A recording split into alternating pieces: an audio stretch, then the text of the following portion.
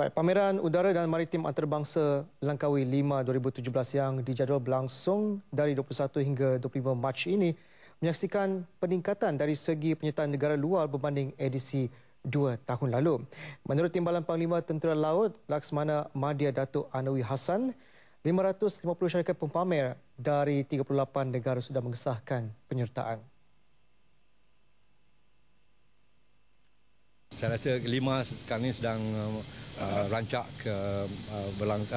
dilaksanakan dan kita akan melihat banyak kelebihan-kelebihan dan pembaharuan yang dilaksanakan di dalam 5 pada tahun ini, di mana kita akan lihat penambahan penyertaan kapal-kapal tentera laut daripada negara-negara asing dan juga kehadiran panglima-panglima tentera laut daripada negara asing akan bertambah daripada 5 pada tahun 2015. Beliau berkata demikian selepas Majlis Serah Terima Tugas Panglima Pendidikan dan Latihan TLDM di Ibu Negara. Pada 5 2015, 512 pempamer dari 36 negara terlibat. Nilai kontrak yang dimuktamadkan mencecah 9.3 bilion ringgit. Manakala jumlah pengunjung 130,000 orang.